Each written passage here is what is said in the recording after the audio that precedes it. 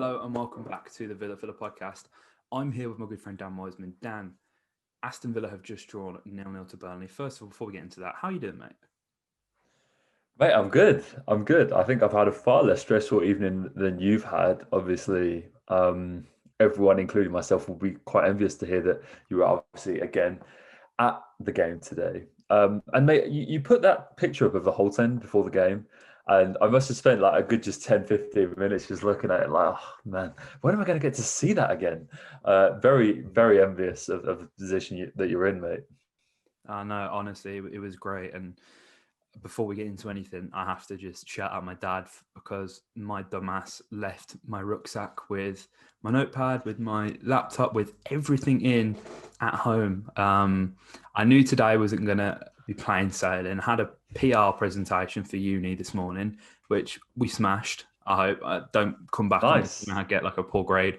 But no, that went really well. And I just knew that something was going to go wrong. And there I am. I pulled into the North Stand car park, and I've not even parked up yet. I've not looked behind me to see if I've even got my bag, and I get a phone call from my dad saying you've left your bag at home. So shout out to my That's dad got to for hurt.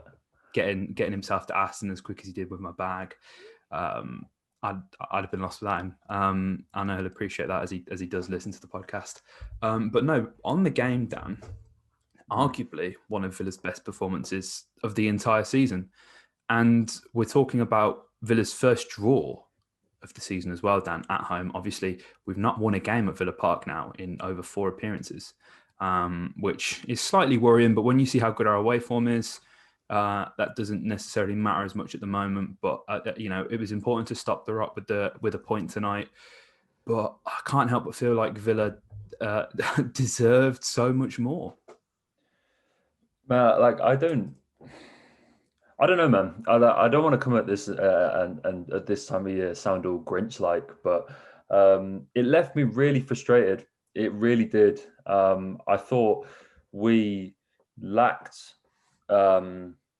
We created decent goal scoring chances. I don't think we had 28 shots in the game, Dan, and I don't think there were too many where I was left screaming at my TV like, "Oh my god, that has to go in." I think Anwar had a really positive game, but I felt that too many of his efforts came from too far out. I think most of our better chances fell to Traore, and I think he'll probably over Anwar be the player that's most aggrieved that they didn't get on the score sheet today.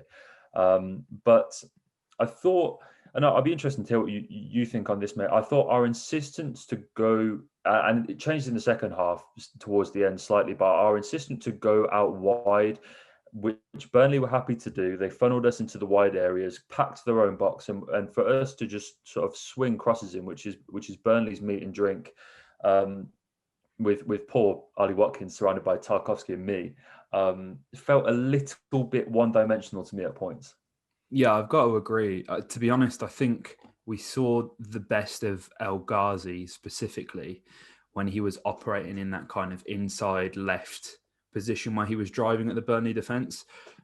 I think a lot of people will look at El Ghazi's performance, and I'm hoping anyway that they're not at all like aiming any abuse or whatever towards him. I feel like he had a really good game that he needed. Of course, you're going to be frustrated that he didn't score with the amount of chances he had. Must have had about 8 or 10 shots at Anwar, including a very good free kick that was, just touched onto the bar by Pope. That was absolutely fantastic. But as I say, operating, kind of coming inside, seeing Anwar run at the defenders, and for parts in the second half, we certainly saw a bit more of this where Jack was actually occupying that space out on the wing, just something a bit different, something to try. I feel like that's when we probably saw our better chances, to be fair, Dan. It's when you come up against a team who plays 4-4-2 and you play 4-3-3, that's, as you said, that's where they're going to want to funnel the play, because they can pack the box. That way, they're not being overrun in the midfield if the ball is being kept out wide. And with centre backs as good as me and Tarkovsky are at doing the basics, it's a no brainer. I think the as you said, the frustrating thing is that I think the amount of chances we had specifically in the first half as well, I think were much more clear cut. And Villa didn't capitalise. Obviously, Elmo had a deflected shot saved off the line by Matt Lowton. Courtney Horse hit the post from a set piece. Can't help but feel like Ezri Konsa would have scored that, Dan, with given his record this season. Yeah, that's a very good point, actually. Very good point. Which is very upsetting. Dean Smith was very clear on insisting that it was illness. He doesn't know what the illness is. The last time the players got tested for COVID was on Monday. They've not had a test since. The test came back negative on Monday. So I guess there is technically a chance it could be COVID, but Dean was pretty insistent that it wasn't. So hopefully Ezri will be fine for the weekend. I'm sure they will test tomorrow. I'm not quite sure when how the test days work or whatever, but I'd imagine after a match day when they've interacted with the other squad or the staff members that they would be doing the testing tomorrow at Bodymore ahead of the weekend's game. But no, we had plenty of chances in the first half. Bertrand had a fair few at the back post. Anwar was playing these really nice balls in off his right hand foot, which you would suspect if they'd have done their homework, you'd have known that he's pretty much all right footed. But these kind of crosses actually they were slightly early and kind of came behind in front of the Burnley defence, which I think ultimately caught them off guard. But again, Tarkowski, what a match he had, Dan. He must have made about 3 key blocks for Burnley. And to be fair, despite all the chances that we had, Dan, I think they were good value for a point, Burnley. I'm frustrated at the result personally. But as I kind of said at the top of the podcast, I genuinely think that's the best football we've played, arguably, throughout the whole season. I think it's one where, to be honest with you, mate, I think the attacking was, you can look at it. I think this is the best way to put it. You can look at it, and we had 27 shots in that game. Only 7 of them were on target, and so there's a huge drop off there because you as I say, you see that amount of chances and you go, great. The 27 shots. That's actually the most any Premier League team has had in a game that they've gone on to fail to win since Crystal Palace put in 31 against Cardiff back in 2018. So, it's nigh Premier League record for the amount of shots we've had without failing to hit the back of the net today. I thought Pope had a good game. Tarkowski, as you said, had a very good game. We've hit the woodwork twice. 9 of those shots were blocked down, which again reflects, the game that Tarkowski and me and the likes of that Burnley defence had back there. Matt Lowton cleared that one off the line. But I still didn't quite get the feel that we had the shots and we created our chances from areas at which Burnley would like us to do. And I thought this game, especially as I thought, Jack's role was interesting, wasn't it, mate? Because he was put in midfield, and I thought he often found himself playing back out on the left again. I didn't see him driving too many times at the Burnley defence through the middle of the park. It always seemed like he was getting involved on either wing, and I felt like that Grealish was linking up really nice with El Ghazi, but I want to see him establish something with Ollie Watkins. Because it was another game where I felt that Ollie Watkins has drifted out of it. He wasn't too involved. I was slightly disappointed with his performance today. I want to see Grealish not have that free roam, but when it comes into that final third, link up with Ollie. I want to see what those two can get going. I felt that Ollie up against those two centre backs never had a sniff today. But mate, we can talk about what we did going forward all day, and I suppose if we're going to continue being the positive Villa podcast that we are, we have to look at the back, man, and that's not an easy front two to play against. Yeah. And J-Rod has haunted many Villa defences. The amount of different centre-back rotations we've seen come into Villa and still be haunted by Jay Rodriguez, be it his right arm or the head that beat us last season. Mings and Courtney, Mings and Courtney, I was a little bit skeptical about seeing in the starting lineup. They did really well. They really did. And to be honest, Dan, to kind of expand on that, I think everyone who stepped in tonight played really well. I don't have any beef with Nakamba. I don't have any beef with El Ghazi. I don't have any beef with Elmo. And I certainly don't have any with Courtney, apart from the header that he did guide onto the post, which was unfortunate. I'd like to say that was from a lack of game time, but Courtney, he's defensively, you would put your mortgage on Courtney Horse winning an aerial. It's just when you're in the attacking third, I think he's scored like 2 goals for Villa, and they've been with his feet essentially. If you recall, Nottingham Forest away is kind of bundled in. He's not very good at directing these attacking headers, which is frustrating. And the amount of set plays we had, Dan, where Bertie stood over it with the left foot in swinger, and you're thinking, right, why is Ezri Konsa not at the back post? Obviously wasn't playing, but there were so many opportunities that would lend themselves to Konsa scoring from a set piece, which is what we're becoming accustomed to now. It almost seems like every sort of 3 or 4 games, Ezri's popping up with a goal, which is brilliant for people with FPL, because I've had a stinker this week, Dan, absolute stinker. Doesn't help having 3 Villa players in, but I'm persistent on that note. But no, I think we've both kind of seen this game in a somewhat different light, Dan. Interestingly, with the formation, as you kind of touched on there as well, I was just interested to hear what you felt like, what it appeared to be on television, because a lot of the times it seemed to be a 4-2-3-1 for me. Other times it almost seemed like a 4-4-2 with Jack as a kind of centre forward just floating, which is interesting as well. But I think having the two double pivots in Marv and McGinn in that midfield, I think it worked really well. McGinn looked a lot better tonight. He was tenacious in the tackle. Marv stepped into the team with absolutely no issues. Of course, doesn't quite have the range of passing or elegance on the ball that a Douglas Luiz has.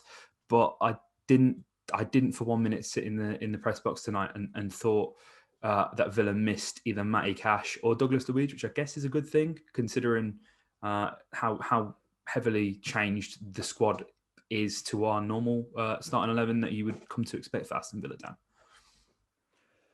Yeah, look, I feared the worst, I have to say. I mean, Courtney, I didn't watch it myself, but Courtney played in the under-23s game against Leeds the other day, and that was available on their YouTube channel, and I didn't watch it, but I had my scouts watching it. Shout out to Elliot Lewis.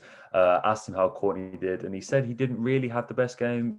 Heats was playing in that game as well. We had Gilbert playing in that game. Gilbert apparently played terribly, which may be why we saw Elmo play today. But Horst, they threw away a 2-0 lead, and then when I see Horst get put into this game, you're kind of like, oh dear, he's not really coming to this in exactly a fine grain of form. But Courtney won 9 aerial duels today. Ty won 8, which is really 17 between the two of them, and that's one when you're playing up against Chris Wood, who he didn't really get into the game at any point. He only won 5 of those aerial duels, which is testament to how well those 2 centre-backs stood up. I thought Emmy, yet again, was brilliant. But yeah, the players that came in did okay. I mean, Elmo is, he's Elmo. You know exactly what you're going to get from him. He never exactly sets the world alight, but he doesn't put a foot wrong. He doesn't, he's never a liability. I thought Matt Targett didn't exactly go from 0 to hero, but I thought Matt Targett was way off where we saw him just a couple of weeks ago when we were on this podcast saying that he was one of the better performances he's seen. I thought he was caught out a few times with that ball in behind, which was his kryptonite last season. But no, on the whole, mate, I think we have to look at this and say it keeps us in a good position in the league. It's another clean sheet. We have the most in the league, which is again such an honestly, man. Like Emmy has, it's reinforcing for me his place as our signing of the season. Whilst we had many chances, Burnley did have their own. They, I want to reference. He made a great save from a really firm Chris Wood header in the first half, and he's just so clean. Nothing bounces off him. Nothing is dropped. Nothing is spilt. It's just all, we've seen goalkeepers in recent years struggle with doing the basics. Jan Nyland has been, for his time at Villa, or had been for his time at Villa, I should say, a good shot stopper. But where he failed was coming to collect crosses, dropping shots, failing to, and all that, just watching the ball wriggle loose. There's none of that with Emmy. It's all reassured. I have no problems when I see balls fizz towards him in goal or looping crosses swung in. He's just such a composed figure. And honestly, it really helps when you play teams like Burnley, who are going to be so cross happy, so long ball happy, that you can really trust Emmy back there. Absolutely. And I've got to say as well, Emmy, being at the ground tonight, hearing that man shout, he has got the most wonderful Southern American come Cockney accent that I'm in love with that man. He sounds, he's No got shame. that similar twang that Bellerin has. Oh, nice. I think Bellerin's accent is much more like Cockney refined. Like he sounds like he's a Londoner who's trying to do a Spanish accent, Hector Bellerin. But no, Emmy, beautiful accent, beautiful keeper. Shout out to him. Shout out to Ty as well, very vocal tonight. There have been quite a few games where I think we've kind of lacked that voice, and by no means has Ty been perfect this season. We've been open to that. I think he did a brilliant pre-match interview talking about the El Ghazi stuff, which is absolutely right. Keep the criticism to the football, not to the player. And no, I think Villa really benefit from having that voice, especially as there were so many so many people who made their way into the side due to whatever circumstances. To have a voice to galvanise the team, really important. And obviously Emmy is one of them voices as well, who are massive in the dressing room. But Dan, before we end this somewhat depressing podcast, I feel I'm happy, but I'm definitely not showing that right now. So I'm sorry for you guys who are listening and watching at home. Today has been very stressful, so please forgive me. Dan, West Brom. Don't blame me. West Brom away. Oh, Christ. It's going to be a big game. Dean Smith Don't ask me. Never managed away against a Big Sam side. They didn't look bad against Manchester City, Dan, at all. There was for 5 seconds, Colin Grant, he channeled his inner Thierry Henry as he dropped the shoulder to get past John Stones, but ultimately just turned into Grant again and didn't manage to get the shot off. But they've looked well drilled. I can see why Bilic has lost his job ultimately. 4 league wins since March it's just not it. I do really rate Bilic. I hope Sky or BT or someone picks him up as a pundit, because I think he's one of the best in the game at that as well. But Big Sam's coming in. There's question marks. Can he do it, Dan? He's been out of the game for 3 years. He's never, and I mean never, got a side relegated. He's kept every single side up that he has managed. Can he do it with West Brom, Dan? This West Brom side, who will more than likely not reinforce in January because they don't have the funds. God, that's such a hard question. My gut feeling is no. My gut feeling is no. I just don't know where over a season where the goals come from with this West Brom side. Like they have good players, and I like a lot. I like Kvinovic and Mateus Pereira, and they have those talents. But it's like, where over a 38 game season, where are you going to get the goals to keep you in this division? And the thing is with West Brom is that bar a couple of games, I think against Newcastle, maybe no Palace and stuff like that, they've been in most of their games, and you feel that if they still had, I think back to the West Brom teams when they were last in the Premier League, at least they had a Rondon. Do you know what I mean? Like, it's like, like if you are in a 1-1 or if you are 1-0 down, you can go long and he can deliver. I don't see where they have that presence. But Big Sam is the specialist, man. Like, he's done this with teams. He did it with Sunderland, where it was very much a similar story. And this is what he does. And to be honest with you, mate, the one thing that most, to end on a positive note, the one thing that did impress me most about this Burnley game is that last season, Burnley win that in the 85th minute. Yeah. We pepper them. Burnley go up in the other end, smash and grab, and we're heartbroken. That didn't happen today. However, against West Brom, against the Sam Allardyce team, if we play like we did today, and by that I mean if we just don't finish our chances, we won't walk out with a draw, because West Brom and how much that game will mean to them, being a derby. Sam Allardyce was born like 10 miles from the Hawthorns. He's a Dudley lad. How much it means to them in terms of points. Allardyce's first game, they will capitalise on that, and so I'm not. We can easily go and win easily. I'm not going But to ask if you for we a score don't, prediction this week, Dan. I'm too it's nervous. tough. I don't want to tempt fate. It genuinely could go any way. We've seen Villa tonight, as you say, create 28 chances and not score a single goal. It's very easy to do that against West Brom, who are going to set up in a similar manner to what Burnley did in terms of parking the bus, getting men behind the ball. They're going to look to hit you on the counter. They're going to have 2 chances and score 1 goal. That's how Sam Allardyce teams work. That's how West Brom have operated for a number of years. So it's going to be tough. Villa are going to have to get a goal early and constantly apply pressure, make sure that they can draw West Brom out, make them play. After all, this is a home game for them, so you would expect them to. We don't have a very good record at the Hawthorns in recent times. Not that we've played there too much anyway, but it's a tough place to go, Dan. So I think we'll leave it on that note, because you guys will be seeing a reaction podcast to that game very soon. That game comes around thick and fast. It's Thursday now. You're probably going to be watching this on the Friday, and we play on the Sunday, which is absolutely mad. So it's key that there was that kind of rotation tonight for Aston Villa. Happy for that. There's the potential that I'll be at the West Brom game as well. Hopefully, I'll remember my fucking rucksack this time. I can't imagine Dad will be able to get there any quicker this time.